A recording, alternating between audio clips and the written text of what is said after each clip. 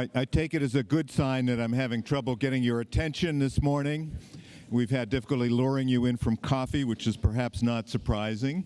And I'm glad that there's a buzz in the room for this very interesting and very useful symposium. I'm Inge Wardropper, director of the Frick Collection. I'm pleased to welcome you to the second day of a symposium titled The Demand for Drawings, 5 Centuries of Collecting. I want to thank Colin Bailey, John Marchari, and the staff of the Morgan Library and Museum for hosting such an interesting day of talks yesterday. The Center for the History of Collecting at the Frick and the Drawing Institute at the Morgan are ideal partners to organize a symposium such as this, and we hope that our two institutions, the Morgan and the Frick, will continue to collaborate in the future. We've each done our bit to provide exhibitions which we hope will be of interest to this audience. I hope that you will go and see, if you haven't already, the wonderful show on Pierre-Jean Mariette as a collector that's at the Morgan. At the Frick, we have just opened an exhibition called Van Dyck, The Anatomy of Portraiture, which is, as it happens, our largest exhibition ever. It is a comprehensive look at all of the media which this artist used, from drawings to oil sketches, finished paintings, and prints in the creation of his portraiture. And I hope you'll all take time to see that. Just to orient you, the drawings and oil sketches are primarily in our downstairs galleries. There is a selection of prints related to his iconography in the Cabinet Gallery that's just off of the lobby, and just behind you in the Oval Room and the East Gallery are his paintings, together with a few drawings related to them. So I hope you will take time to see that. Lecturers yesterday, and I expect today, referenced both exhibitions at the Morgan and the Frick, so I'm delighted that we are able to have these exhibitions that complement the subjects of the talks we're hearing.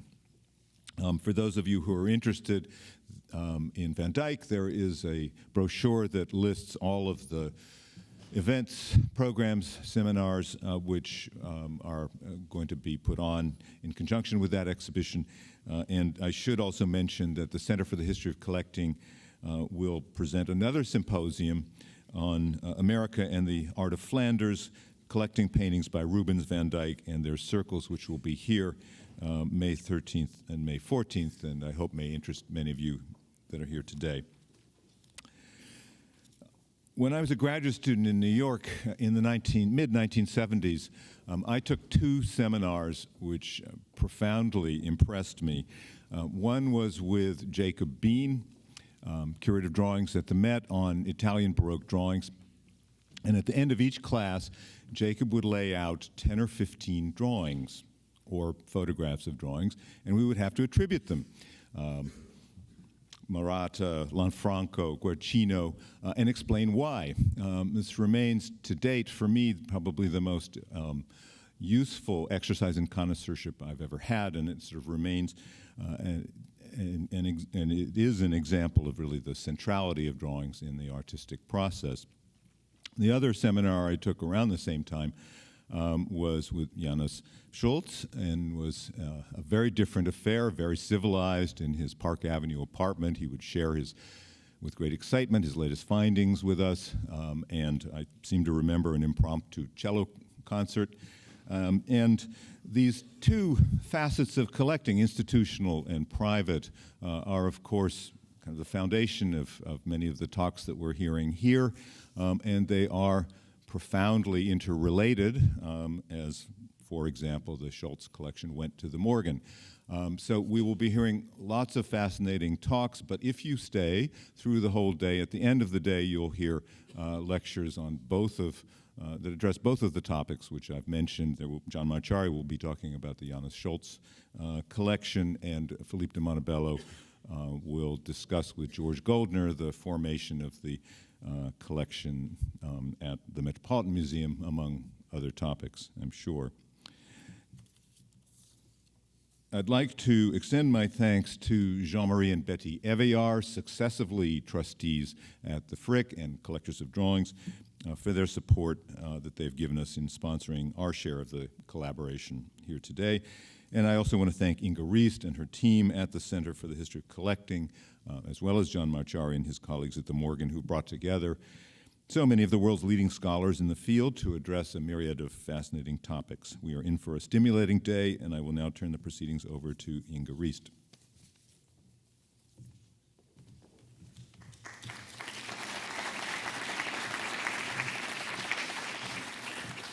Good morning and welcome, and let me add my thanks to Betty and Jean-Marie Eveillard for their support of our share of this event.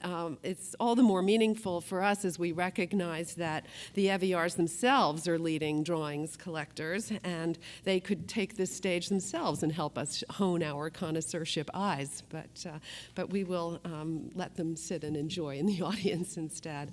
I'd also like to take this opportunity to thank one of the Center's most loyal benefactors, the Billy Rose Foundation, which year after year has consistently supported the operations of the Center without ever looking over our shoulders or seeking the limelight.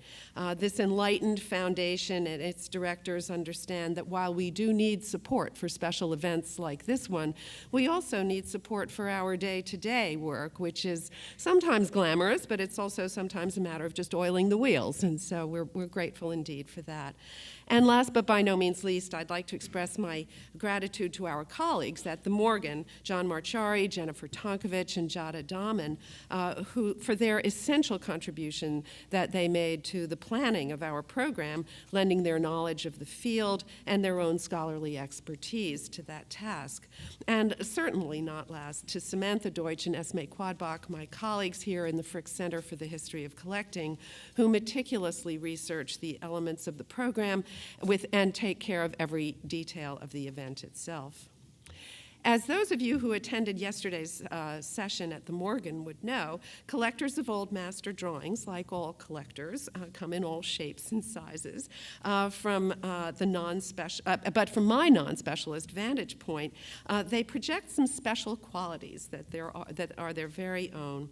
To start, they generally seem to care deeply about the creative act itself, how drawings capture how they catapult us through time to allow us to appreciate the artist's primo pensiero, or the humanity of the subject sitting before that artist as he connects so intimately with that subject. I think drawings collectors also strike me as being fascinated by every possible aspect of the physical work of art, not just the medium and support or the condition, but elements such as the mats, the mounts, the collection stamps, as we heard yesterday, all of which show the impact that the collector himself makes on that work of art. So with old master drawings, the intimate relationship of the owner to the work is keenly felt, and not unusually to the point of the owner even making his or her own creative contribution to the work itself. So this is, of course, only one aspect of old master drawings collecting that our speakers will address today before we conclude the afternoon with Philippe de Montebello's interview of George Goldner. So now to our first speaker.